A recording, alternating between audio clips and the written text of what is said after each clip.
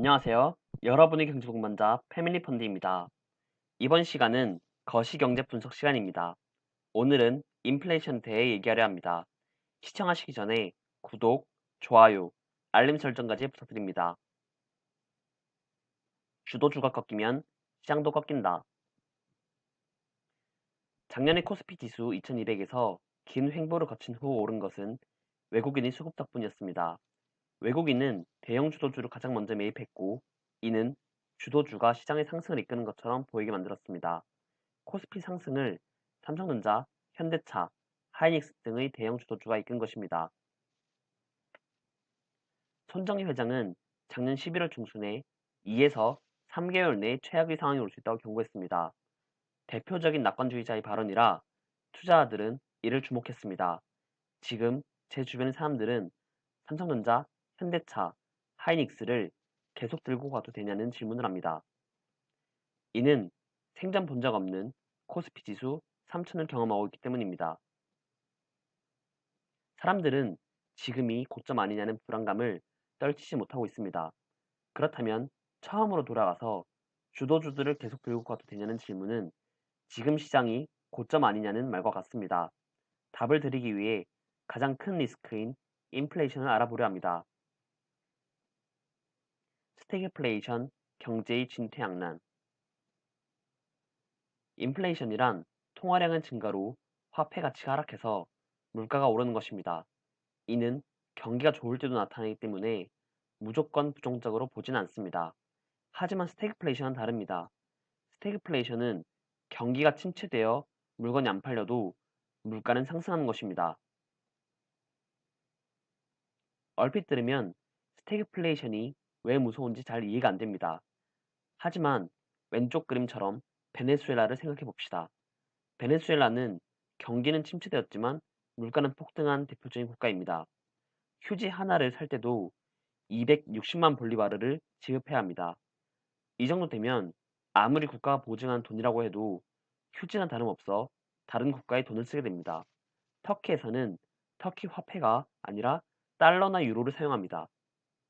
이처럼 폭등한 물가를 안정시키려면 금리를 올려야 하는데 스태그플레이션의 금리를 올리면 자산 가격이 폭락합니다. 기업은 문을 닫고 실업자는 양산됩니다. 그래서 시장은 단순한 인플레이션보다 금리를 내리지도 올리지도 못하는 진퇴양난의 상황인 스태그플레이션을 두려워합니다. 스태그플레이션은 베네수엘라, 터키에서만 일어난 것이 아닙니다. 1979년 이란의 이슬람 혁명과 사우디아라비아의 석유 감산으로 인한 제2차 석유 파동 시기 전 세계가 스태그플레이션에 휩싸였습니다. 영국과 미국은 강력한 긴축 정책을 펼쳤고 금리 인상을 했습니다. 미국은 금리를 무려 21%까지 인상했습니다. 지금의 제로 금리와 비교해보면 엄청난 수준이었음을 알 수 있습니다. 기업은 파산하고 실업자가 2배 이상 급증했습니다. 다행히 물가는 안정되었고 경제는 회복됐습니다. 그러나 이때 물가는 무려 38.9%가 올랐습니다. 지금 미국의 물가 상승률 목표치는 2%입니다.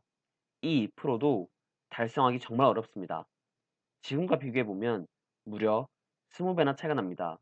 정말 충격적인 시기였습니다. 월스트리트 30년간 보지 못했던 인플레이션을 우려하다.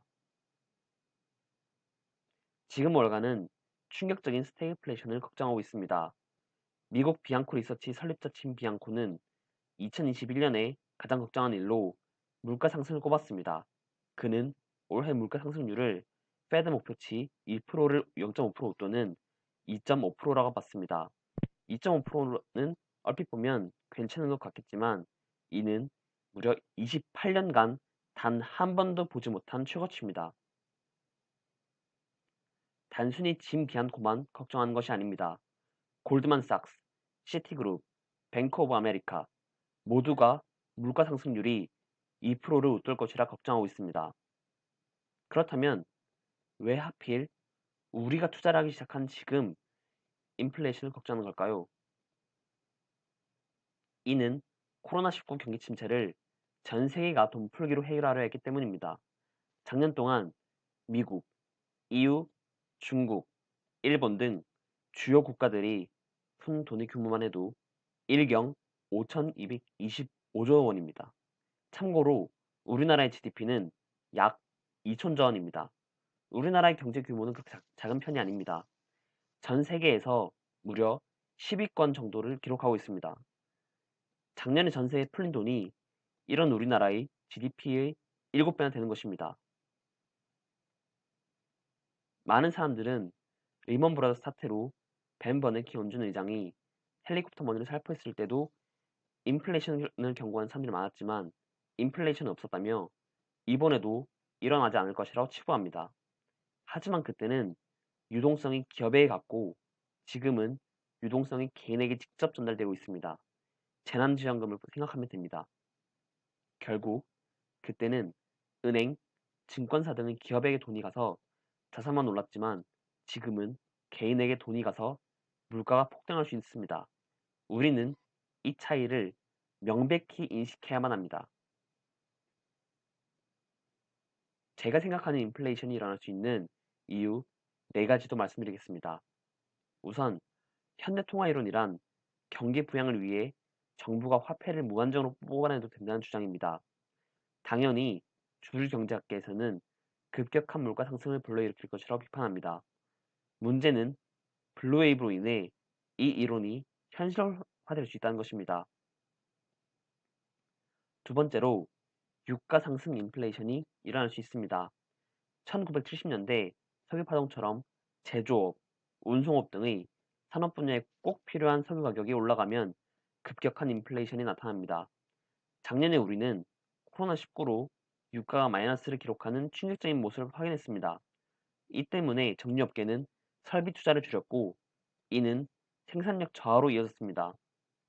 만약 올해 경제 정상화로 수요가 증가하고 이란과 미국, 유럽과 중동의 관계, 러시아의 상황 급변, 오펙 플러스의 감산 등 산유국의 정치적 이슈가 발생한다면 우리는 2021년에 석유 파동을 겪을 수도 있습니다. 최근 사우디아라비아와 이스라엘이 공동의 적 이란을 대적하기 위해 관계를 개선했으며 오펙 플러스는 석유 감산을 발표했습니다. 이는 석유 파동 현실성이 아예 없지는 않음을 보여줍니다. 방금 전에 말씀드린 것처럼 전 세계는 코로나로 인한 경기 침체에 대처하기 위해 엄청난 재정 적자를 만들었습니다. 국채의 양은 기하급수적으로 늘었습니다. 기축통화 국가들은 국채를 발행해도 시장에서 소화를 하거나 중앙은행이 매입해줘 안전합니다. 물론 이런 국가들도 최근 부채가 GDP의 100% 안팎을 기록해서 안심할 수는 없습니다. 신흥국은 국채를 남발하면 소화를 할 수가 없습니다.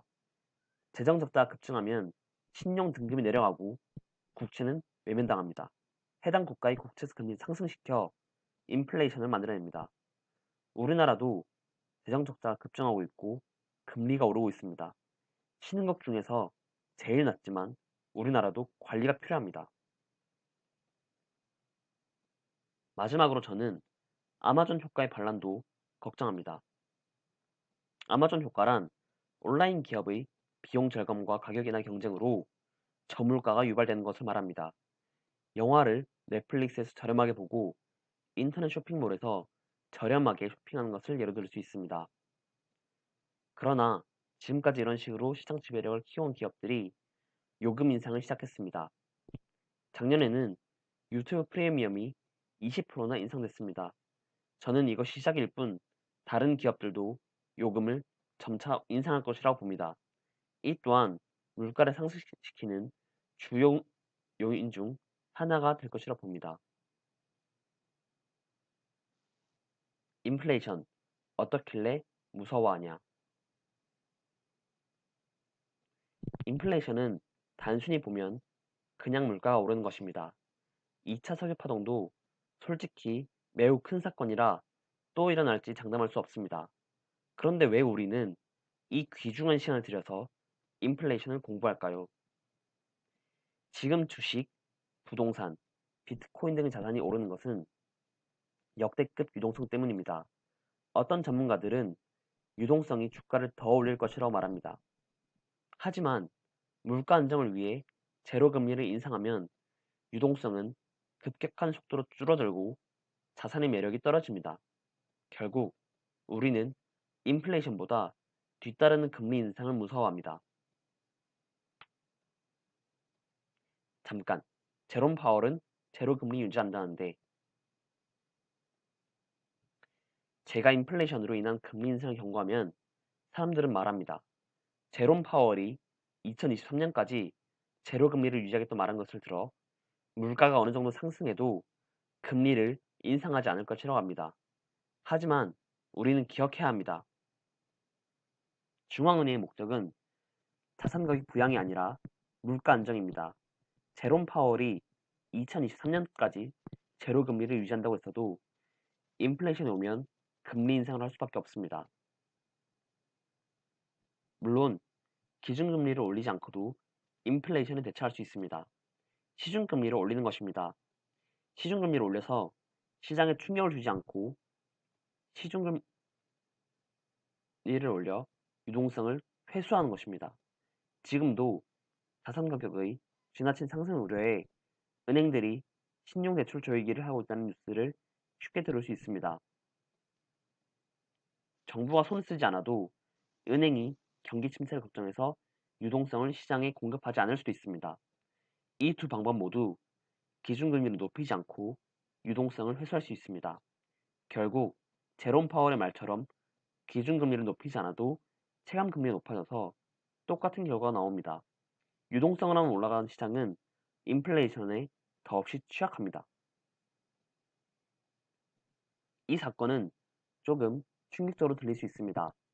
베트남 전쟁 당시 미국이 전쟁 자금을 위해 엄청난 규모의 달러를 풀면서 전 세계 물가가 급등했습니다. 이에 유럽은 미국에게 긴축 정책을 펼치려고 합니다. 하지만 미국 정무부 장관은 인플레이션이 와도 미국은 가장 마지막으로 발생하고 피해가 다른 나라보다 적다며 당장 긴축하진 않겠다고 했습니다.